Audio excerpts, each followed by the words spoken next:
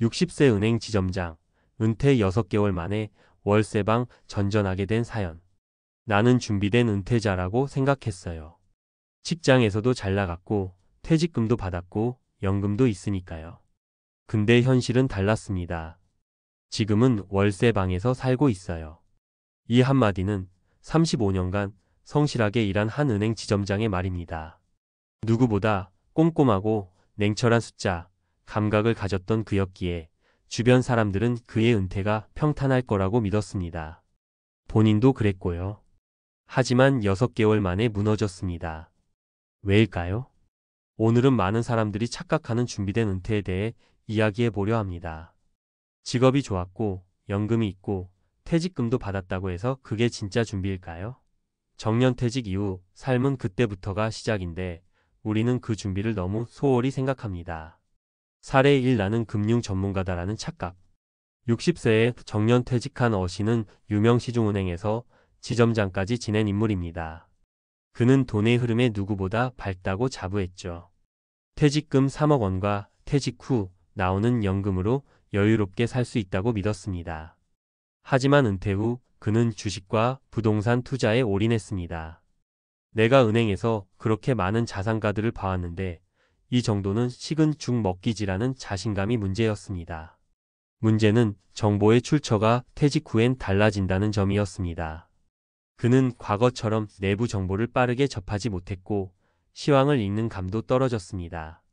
결국 빚까지 내서 추가 투자한 돈마저 다 잃었습니다. 지금은 도시 외곽의 월세방에서 조용히 살고 계십니다. 은퇴 후 가장 위험한 생각은 나는 안 망할 거야 라는 자만입니다. 과거의 전문성은 시간이 지나면 무력해질 수 있고 시대는 늘 변합니다. 사례 이 연금이 있다고 안심한 59세 공무원의 현실. B씨는 59세에 공무원 생활을 마치고 정년퇴직했습니다. 퇴직금과 연금이 있었기에 걱정은 없었죠.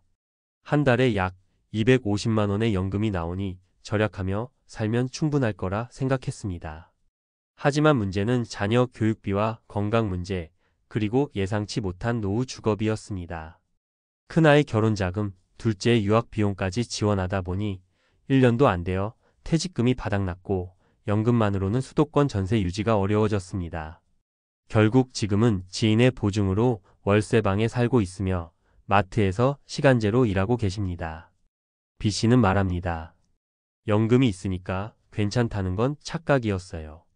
노후에 진짜 필요한 건 현금 흐름과 지출 통제 능력이더라고요. 연금이 있다고 불안을 사라지지 않습니다. 비상금과 유연한 생활비 구조가 있어야 버틸 수 있습니다. 사례 3. 제2의 인생이라며 사업에 뛰어든 63세의 도전. C씨는 대기업에서 63세까지 근무한 뒤 오랫동안 꿈꿔온 작은 카페를 열었습니다. 언젠가는 내 가게를 해보고 싶었다며 수중에 있던 2억 원을 전부 투자했죠. 초반엔 친구들이 찾아오고 SNS도 해보며 활기를 찾았지만 임대료, 인건비, 재료비 등 운영비 부담이 점점 커졌습니다. 무엇보다 체력적으로 너무 힘들었습니다. 6개월 만에 가게 문을 닫고 큰 빚만 남았습니다. 지금은 자녀 집에 얹혀 살며 카페 창업을 인생 최악의 선택이라고 말합니다. 은퇴 후의 사업은 로망이 아니라 생존이 될 수 있습니다. 체력, 자금 여유, 시장 조사까지 철저히 검토한 후 결정해야 합니다. 그렇다면 어떻게 준비해야 할까? 은퇴는 끝이 아니라 시작입니다. 퇴직은 단지 직장을 떠나는 것이지 경제활동, 건강, 인간관계, 삶의 방향성에서 자유로워지는 게 아닙니다. 아래 3가지는 지금이라도 점검해야 할 핵심입니다. 소득은 끊겨도 지출은 계속된다. 많은 분들이 연금이 나오니까 괜찮다고 생각하지만 연금만으로 지금의 생활 수준을 유지하긴 어렵습니다. 특히 의료비, 부모 봉양, 자녀 결혼 같은 예상 밖의 지출이 많습니다. 매월 최소 생활비가 얼마인지, 비상금은 얼마나 준비되어 있는지 구체적으로 계산해 보세요. 노후 자산보다 중요한 건 노후 현금 흐름. 집을 갖고 있어도 당장 현금이 없다면 생활이 어렵습니다. 소형 월세 부동산, 시니어 맞춤 일자리, 온라인 재택근무 등 작지만 꾸준한 현금 흐름을 만들 수 있는 구조를 갖춰야 합니다. 단 한 푼이라도 계속 들어오는 구조가 노후의 안정감을 줍니다. 과거의 직업은 은퇴와 함께 종료된다. 나는 회사 다닐 때 잘 나갔지라는 자부심은 은퇴 후에는 아무 도움이 되지 않습니다. 새로운 시대에 맞는 역량, 디지털 리터러시, 건강관리 능력이 더 중요해집니다. 은행 지점장이었든 공무원이었든 퇴직한 순간부터는 모두 0에서 다시 시작입니다. 마무리하며 많은 분들이 나는 괜찮을 거야 라고 생각합니다. 특히 안정적인 직업을 가졌던 분일수록 그런 착각에 빠지기 쉽습니다. 하지만 현실은 냉정하고 노후는 생각보다 깁니다. 지금이 마지막 점검의 기회입니다. 한 번뿐인 은퇴, 실패하고 나면 돌이킬 수 없습니다.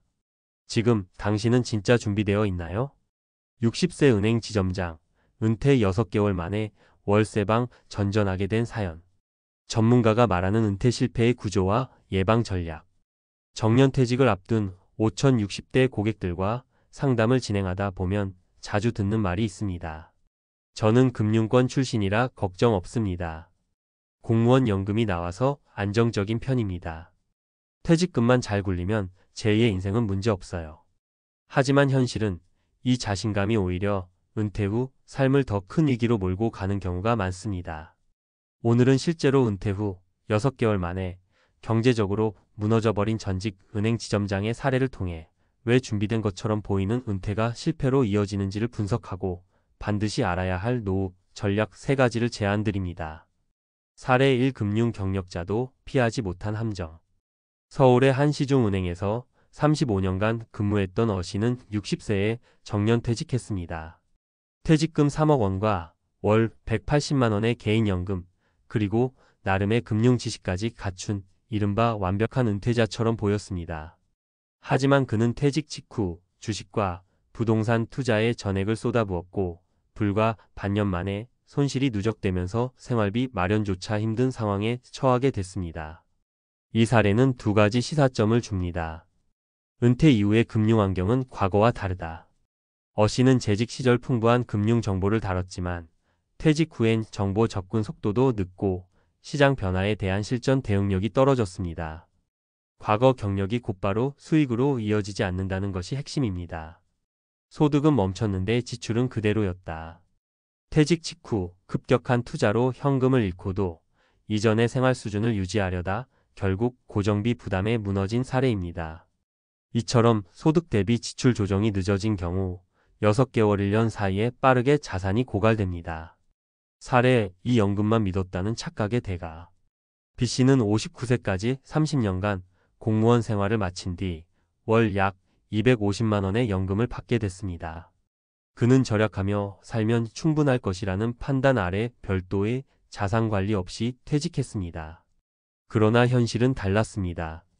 자녀 결혼 자금, 본인의 건강 문제, 그리고 주거비 부담이 연이어 발생했고 연금만으로는 감당이 불가능해졌습니다.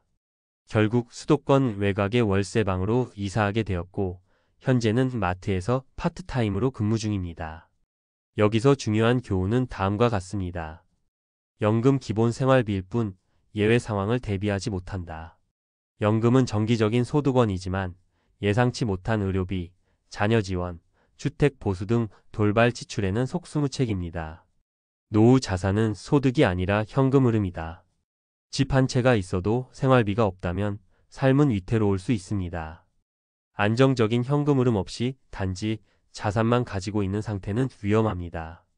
사례 3. 사업은 로망이 아니라 철저한 준비가 필요. C씨는 63세까지 대기업 임원으로 근무한 후 소규모 카페 창업을 시도했습니다. 은퇴 후 내가 하고 싶은 일을 해보자는 로망이 동기가 되었지만 카페 운영은 생각보다 훨씬 어려웠습니다. 임대료, 인건비, 재료비 부담은 생각 이상이었고 체력적 소모까지 겹치면서 6개월 만에 사업을 접었습니다. 투자금 전액을 날리고 현재는 자녀 집에 얹혀 살고 있는 상태입니다. 이 사례는 많은 은퇴자가 범하는 실수와 맞닿아 있습니다. 사업은 은퇴 이후의 자유로운 삶이 아닌 또 다른 전쟁이다. 은퇴 이후의 창업은 로망이 아닌 생존 전략이 되어야 하며 그에 맞는 자금, 체력, 시장 분석이 필요합니다. 퇴직금을 한 번에 쓰는 구조는 위험하다. 소액으로 분산 투자하거나 리스크가 낮은 구조를 고려해야 장기 생존이 가능합니다. 전문가가 권하는 은퇴 전략 3가지. 1. 소득이 줄어도 지출 구조는 변하지 않는다. 은퇴 후에도 기본적인 생활비 외에 불규칙한 지출은 계속됩니다. 자녀 문제, 건강 문제, 주거 문제는 누구에게나 발생할 수 있습니다. 은퇴 전에 반드시 최소 고정 지출과 비상 지출을 분리해 분석하고 실제 시뮬레이션을 해봐야 합니다. 2. 연금이 있다고 방심하지 말라. 공무원 연금, 국민연금, 개인연금이 있다 하더라도 물가 상승률과 실제 필요 자금 간의 격차는 생각보다 큽니다. 특히 2030년을 살아야 할 노후를 감안하면 고정소득 외의 현금 흐름 확보가 절대적입니다. 소형 임대 수익, 디지털 노동, 고정수익 구조 등 비노동 기반의 현금 흐름 확보 전략을 세워야 합니다. 3. 과거 경력에 머물지 말고 새로운 시대에 맞는 역량을 준비하라. 퇴직 직후에도 계속 일을 하고 싶다면 지금부터 디지털 리터러시나 신노년 맞춤형 업무를 학습해 두어야 합니다. 특히 1인 미디어, 온라인 판매, 시니어 교육 분야는 향후 유망한 영역입니다. 50대 중반부터는 과거 이력서가 아닌 앞으로 가능한 일을 기준으로 역량을 새롭게 쌓는 것이 중요합니다. 결론 은퇴는 끝이 아닌 새로운 시작입니다. 오늘 소개한 3명 모두 사회적으로는 성공적인 커리어를 가졌던 분들입니다. 하지만 은퇴 이후의 삶은 단순한 커리어의 연장선이 아닙니다. 오히려 과거의 성공이 자만으로 작용해 실패를 부르기도 합니다. 퇴직금의 크기보다 중요한 것은 지속 가능한 구조입니다. 경력보다 중요한 것은 새로운 환경에 적응할 수 있는 유연성입니다. 은퇴를 앞둔 지금이 가장 중요한 분기점입니다. 늦기 전에 철저하게 준비하십시오. 은퇴는 준비된 자에게만 자유를 줍니다.